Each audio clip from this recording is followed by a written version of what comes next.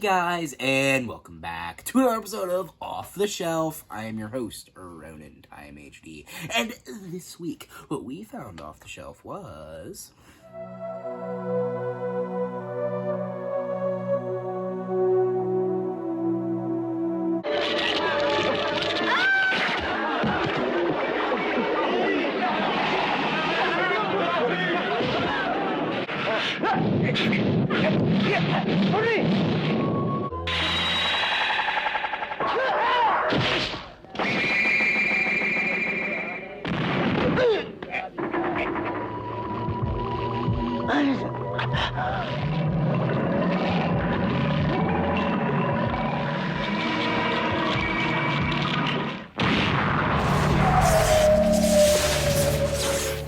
The Queen of Black Magic, released in 1981, directed by Liliek, Sudjio, I'm very sorry, starring Suzzanna, dubbed the Queen of Indonesian horror, and very much so. She was very,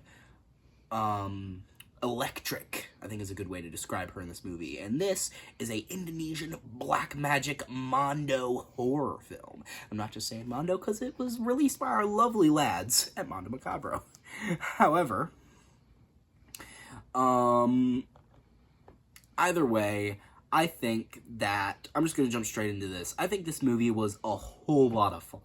Right? I think just as it was going, it kept getting better, and the black magic techniques just kept getting better, and I think the practical effects kept getting better, and it was just keep on improving, and it was really, really enjoyable. I really, really liked it, but I think there was one thing, well, I guess not inherently bad. It was kind of funny, but it was a little jarring, I guess, but I guess we'll get there.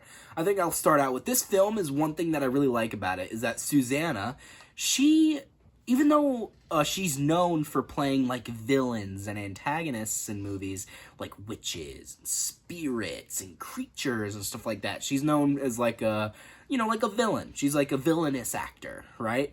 In this, she wasn't a villain. She was a woman on a quest for revenge on the man who wronged her and then punished her for it, right? Punished her because he betrayed her and he expected her to get revenge, even though she wasn't. But he still tried to murder her simply based on that fact that he got an angry mob to gang up on her, right? Convincing them that she was a witch when she wasn't. But after her near-death experience, an old master convinces her to become an actual witch to get revenge on the man who wronged her, which I think is great. Gotta love a revenge story, right? And one thing that I like about the movie is that she's not even really all that bad. I mean, yeah, she's a witch who uses black magic, but she's only really doing it because kind of the old master is kind of manipulating her the whole movie, and is kind of keeps reeling her back in, because when she kills someone, she's like, that's the last one. Not killing anybody else. Then he goes, well, I saw this, and, well, you gotta get revenge on them after they did this, right? Right? And he just keeps reeling her back in. And one thing that I like is that she finally kills the man that had fully wronged her. He was the one that gathered the mob to gang up on her. He was the guy who cheated on her, and he was gonna marry her, or he said he was going to, and then he betrayed her, stabbed her in the back, and then she resents him for that, and of course he tried to murder her, as well. But then, after she kills him, which his kill was great, by the way, she, threw this, weird black magic egg at him that was, homing and, going around his head, and it hit his face, and it looked, weird at first, because it was just, egg yolk all over his face, and he just started going, ah, and he was, screaming, and, nothing was happening. It looked really weird, and then he started, the blood started coming in, and, I'm like, okay, so what's going on? Then he comes back, and he's, his face is, melting, right? And I assume it was, an acid egg, which I'm not, it's black magic, you don't need to explain it, right? You don't need to explain how an egg can have acid in it. I assume it was acid. But then, after that, he, comes screaming over to, the angry mob that he had gathered, and he's like, oh, and then he fucking rips his own head off, which was fucking great. and there was like blood like shooting everywhere, and then his head fell, and then the old master, like the evil wizard, took control of his head and started flying it around and biting people. It was fucking great. And then a priest, like a man of God, he came in and he grabbed the head and it started like fucking taking him on a ride. He was just like going in a circle while holding onto this head. It was fucking ridiculous, but I loved it. I think, I also think there was, obviously I think when you watch this kind of movie, you're not really watching it for the story, right? I think you're mostly watching it for, like, the black magic, you know, like, action, you know, like, to see the black magic and see, like, the weird visual effects and, like, the gross, you know, like, black magic curses on people and, like, the way that the witch or wizard kills people, right? Like, that's kind of the main reason you're watching a black magic film. But I feel like at some points the story didn't really make a lot of sense, right? So, like, obviously, as I said, it's not that important. It didn't really take away from my experience. Honestly, it kind of added to it with how fucking stupid it was, right? So, at the end of the movie, I'm just gonna, like, jump to this because I think it's so ridiculous. I don't really need to give context. I already gave the context. There was, like, a priest there who came in. He was trying to convert people to, like, Islam to help them wave off evil spirits. Right, he was trying to get them to believe in God so that the dark magic, or the black magic, wouldn't have as much prevalence in this village. And it started working. The evil wizard's magic wasn't as effective as it used to be. So then he's starting to manipulate Suzzanna into trying to kill the priest by, like, making her believe that he's cheating on her when he's not. So then she goes to kill him.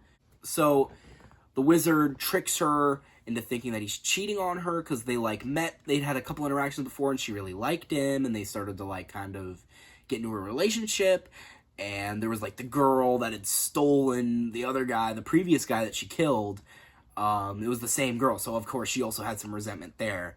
So then she was I want to go kill everyone in the village. All men are evil. I'm gonna kill everybody, right? She was just so angry that it had happened again, right? And then she went in and she was gonna kill everybody. And then fucking out of nowhere, just completely out of left field, there is no hinting towards it ever. The way this character was introduced, mind you, was like he was like a passing traveler, essentially. That's pretty much how he was introduced, right? Kind of like an outsider coming in, just like staying for a visit, right? It didn't really seem like he was there for that, to stay. But then, like, he reveals, actually, I'm your brother that we were separated from when we were toddlers. And it's like, that kind of makes that whole, like, them wanting to get married thing kind of awkward. Well, it's pretty awkward. I mean, granted, I guess they didn't know that they were related because she used a fake name and she didn't know he was her brother. But then it kind of is like a Luke and Leia situation, I guess. It's like let's not talk about that, right? It's a little weird. I guess they didn't do anything weird that we saw, so I guess that's fine.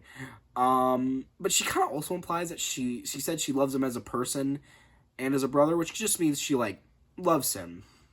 But it could also mean she still loves him despite him being her brother. Which maybe is how I'm talking either way.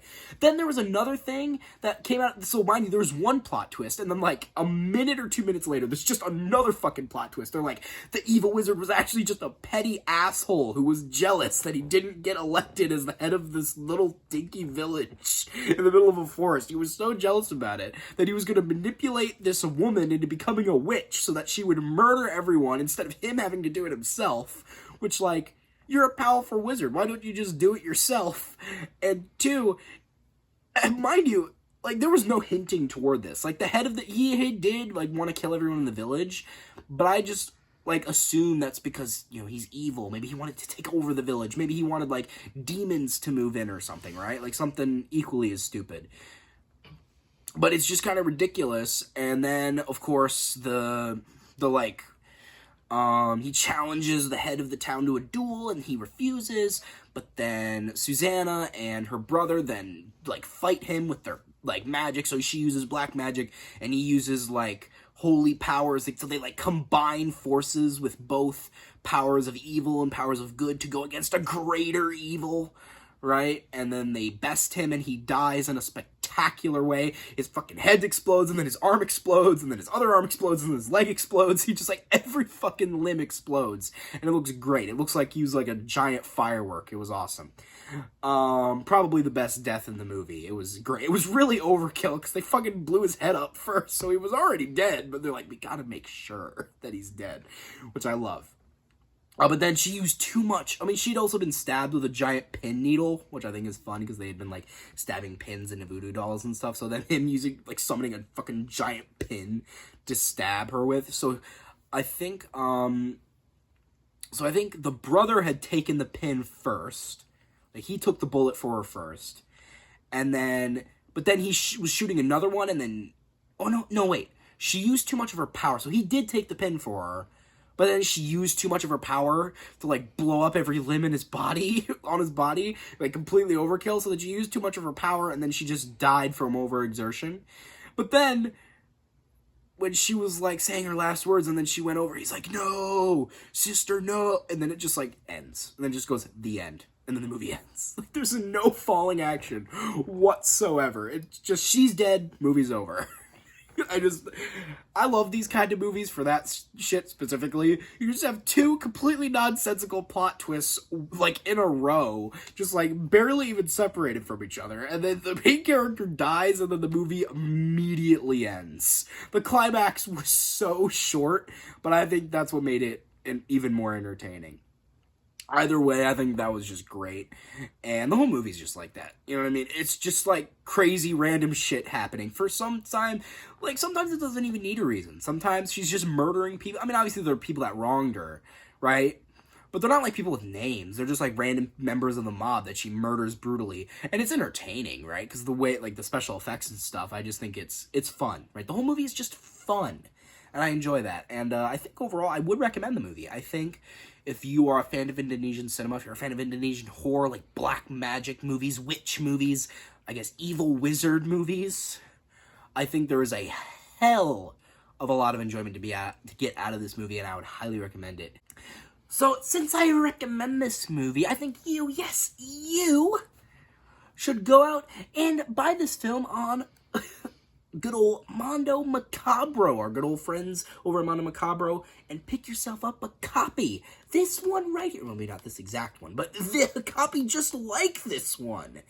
And I think you will not regret it. Mondo Macabro are a great label, and I think they are just very enjoyable with the way they present their films. I very much enjoy it. You should support Mondo Macabro.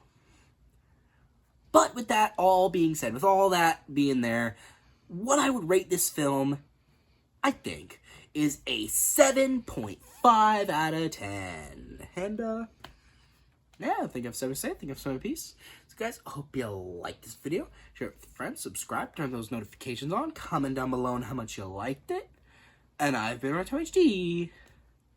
Off to harness the power of black magic. Oh, shit. She do it like this? She did it like this. I don't know. I'm not a magic user. I don't know. I'm not a wizard, unfortunately. So, I think this is quite an obvious theme of the movie. It has a lot of themes of women's repression and prejudice, right? Because obviously the whole thing starts because she is coerced into having sex before marriage, and, like, everybody's trying to tell her, oh, nobody will want you anymore, you don't have your purity anymore, you know, like, nobody's gonna want you, you're just, like, used up or something like that, like, some fucked up thing to say like that, and then she's basically like, fuck you, I'm gonna become a witch and kill your ass, right? I'm gonna get you for ruining my life and trying to end it, right? And I think that's great.